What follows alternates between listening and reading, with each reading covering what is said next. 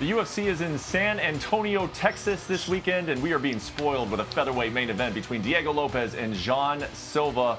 A lot of questions to be answered at 145 pounds between the number 2 and the number 10 ranked. We are here to break it down from a gambling perspective. Hello, everybody. Brett Okamoto alongside Ian Parker. You can find this card 6 Eastern, 3 Pacific on the ESPN app, streaming on your ESPN app. We are going to get into this featherweight main event and all of Ian's favorite plays for San Antonio. But before we do, it was a good night for French MMA last weekend in Paris. Was it a good night for us, Mr. Parker? Well, it started out great when we hit Fernandez, and that was our premium play. And then we hit Patterson. And after that, we took a little bit of a nosedive, resulting in a loss. Risbicki, he got finished, and then Hoofy just didn't show up. So we took a loss after 2 winning weeks. But that premium play, if you played that, we've been hitting. Let's bounce back this week.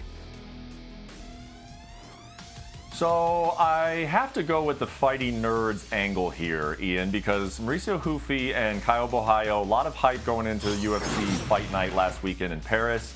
They both lost. Now there's that man, John Silva, and he looks like a potential champion at 145 pounds. He's fighting a guy who has really established himself in that division. The fighting nerds, all of a sudden, some questions here to be answered on Saturday. Do you think that they get back on track with John Silva as minus 250 favorite? You know, it's interesting. I think this is one of the first times we ever really have said, oh, let's look at this team success when they went from hot and then lately it's not. Like Carlos Prates went out there, he lit the world on fire, right? And then Caio and Hoofy both lost. So for Silva here, I think has a very difficult matchup with Diego Lopes. I think the odds are a little wide here. Now, I understand with Silva, the power's there, the striking's there, but he hasn't fought someone in the top 5 in this division for starters. And on top of that, Diego Lopes just lost a decision where he did have Volkanovski in trouble. And prior to that, Diego Lopes just looked like a one-way wrecking machine. I think Lopes here has an advantage if he gets the fight to the floor. Now, is that an if? Yes, it's an if because Silva does have good takedown defense. But, Brett, I'm not even going to bet a side here because I do think the line's a little bit wide. I think Lopes has the power to make a difference. I'm going to go with over 2.5 rounds here. Both guys have shown great durability, well-rounded skills, high IQ. I think this fight, if a finish happens, it happens much later on. So let's go over 2.5 rounds. We got a good number at minus 150. I really like this play, and I think we're in for an absolute fireworks of a fight between these two in the main event.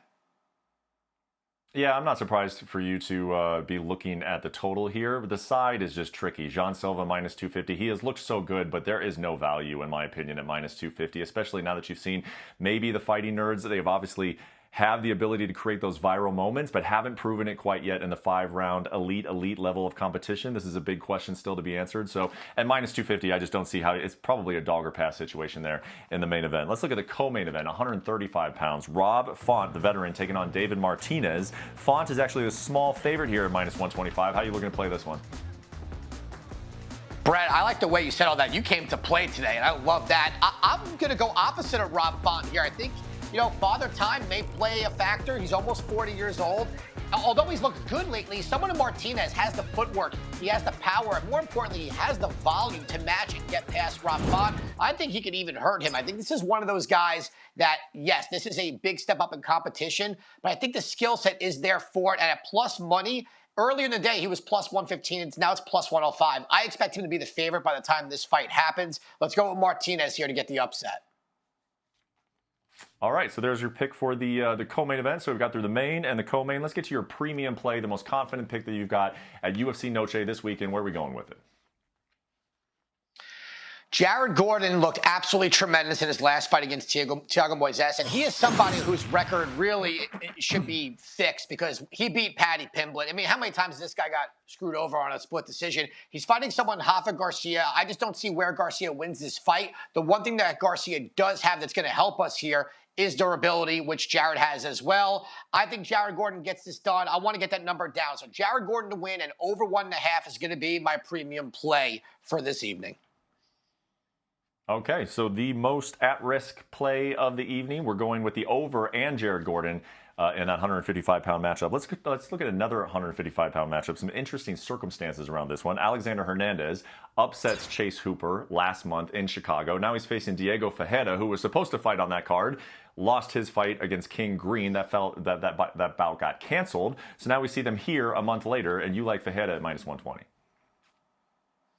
I do. I like what I've seen with him in the last couple of fights. Even when he gets in trouble, he's able to bounce back. I think he has the grappling edge here. I think on the feet, outside of Hernandez's one-shot power, I think Ferreira has the skills to get it done here. You know, for Hernandez, he was not winning that fight against Chase Hooper. Hooper was landing and doing well until he landed that one shot. So it's not enough for me to get behind Hernandez here. I like what Ferreira's done lately. I think he gets it done. That's a great number to play him at the moment.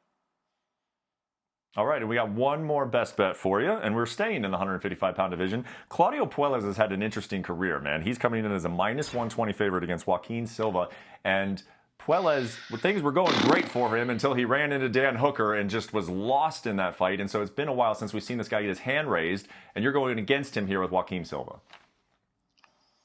Yeah, well, he's lost 2 in a row, and he hasn't fought in over a year. And I don't know how he's the favorite to someone who beat Clay Guida, who went 3 rounds and then got finished by Arman Tsarukyan. But he did hurt Arman Tsarukyan. So for me, Claudio Puelles, unless he can out-grapple Silva, which I don't think he can, or get a leg lock, which he's known for, this fight starts on the feet. Silva has the power, has the physicality, the striking. I think he has the jiu-jitsu to match. I like him at plus money or even. I don't know how he's not the favorite here.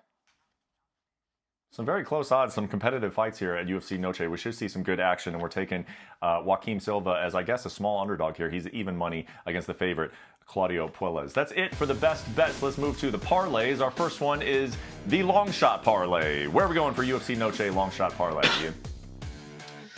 This one is quite the long shot. Let's start with Amanda Lemos here. I'm going with the fact that Tatiana Suarez just went 5 rounds, and if she can't wrestle, she can't win. Lemos is a good puncher, good takedown defense. I think she can get the upset. Zachary Reese by knockout or TKO over Dumas, who's been finished twice in the first round that same way. And UFC debutant Elise Pereira, I think she wins in a striking bout over 3 rounds and over plus 4,001. Let's go. Yeah, I would say an extra long shot parlay for this weekend at those odds, nearly 50 to 1. How about Parker's parlay for Saturday on the ESPN app?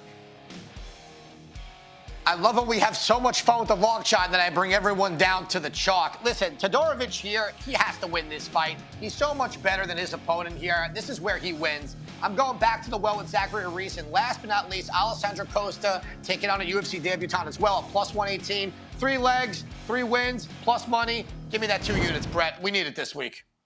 Yeah. Pretty fun card scheduled for Saturday. Of course, all leading up to that main event, featherweight fight between Diego Lopes and Jean Silva. Excited to see what happens at UFC San Antonio. No show next week because the UFC is taking a break, but then we'll be back on the final week of September. Until then, enjoy the fights, and hopefully we made you a little bit smarter, a little bit richer here at UFC Best Bets.